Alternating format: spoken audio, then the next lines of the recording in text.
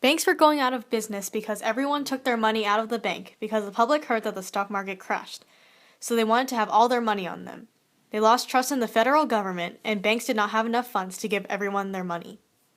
Hoover tried to support failing banks and institutions with government loans. That way, banks would loan to businesses and hire more employees.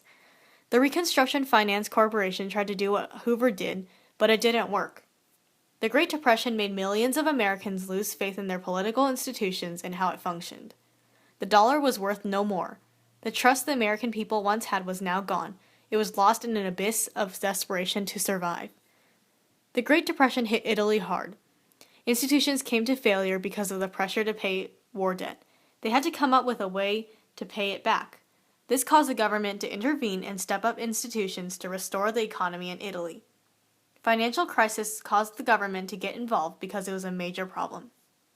The government stepped up 3 institutions which brought back all industrial shares, meaning a category of stocks that relate to the production of goods used in construction and manufacturing. Devastation of World War I, meaning the debt, would make Italy's economy take 10 years before going back to normal, leaving Italy in poor and weak conditions. These countries are similar because during World War I, banks crashed and countries were in debt and the employment rate was high. World War I countries tried to pay back money to Britain and France, and then they tried to give it back to America, but it was only being cycled through by lending.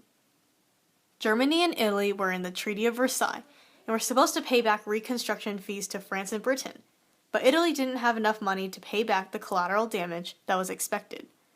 Then they fell into a depression just as the United States fell in, because there wasn't any money coming in or out. No one was investing money in their own country, and with no money, there was no country. The lack of faith in government causes people to take their money out from the banks. Great Depression in America caused many people to lose their jobs and die from starvation. Italy's Great Depression grew to give way for fascism, to execute many who were not in accordance with rules that were implicated. The execution of many also turned into the submission and subjugation of many even if they didn't believe. Death caused by these political institutions are similar. For example, starvation happened in both America and Italy, but other causes of death were due to inevitable changes, like economy and others forcing to have their will enacted upon others.